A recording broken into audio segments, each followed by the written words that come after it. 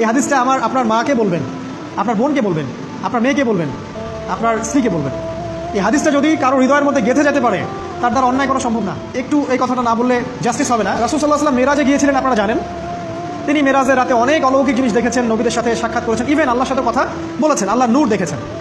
এই সময় সবাই তাকে হাসি মুখে সম্বর্ধনা জানিয়েছিল। যার সাথেই দেখা হয়েছে তার সাথেই তিনি হাসি মুখে অভ্যর্থনা তাকে জানিয়েছে, আসসালামু আলাইকা আইয়ুহান নবী, সবাই বলেছে হাসি মুখে। একজন মালাক, একজন ফেরেশতা তাকে দেখে হাসেননি, একজন। আপনারা কি জানেন রাসূল সাল্লাল্লাহু আলাইহি ওয়াসাল্লাম অবাক হয়েছিলেন। তিনি বলেছিলেন যে ইয়া জিবরিল, ওর চেহারাটা এত গম্ভীর কেন, সে আমাকে দেখে হাসছে না কেন, তার মুখে হাসি নাই কেন?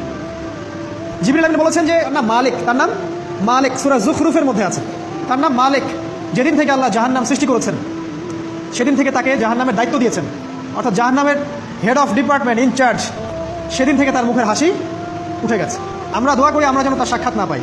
তার কাছে পারমিশন নিয়ে রাসূল সাল্লাল্লাহু আলাইহি ওয়াসাল্লাম জাহান্নামের দিকে তাকিয়েছিলেন, ভিতরে দেখেছেন কি আছে। তিনি পরে যা ব্যাখ্যা করেছেন তা হলো, আমি দেখলাম সেখানে খালি মেয়ে আর সেখানে খালি নারী আর নারী। এই হাদিসটা আপনার মাকে বলবেন, আপনার বোনকে বলবেন, আপনার মেয়েকে বলবেন, আপনার স্ত্রীকে বলবেন। এই হাদিসটা যদি কারো হৃদয়ের মধ্যে গেঁথে যেতে পারে, তার দ্বারা অন্যায় করা সম্ভব না। কীভাবে একটা মেয়ে সব কিছু উন্মুক্ত করে ঘুরতে পারে যখন অলরেডি তার আত্মা জাহান্নামে জ্বলছে, অলরেডি, কারণ ভবিষ্যৎ আল্লাহ জানেন।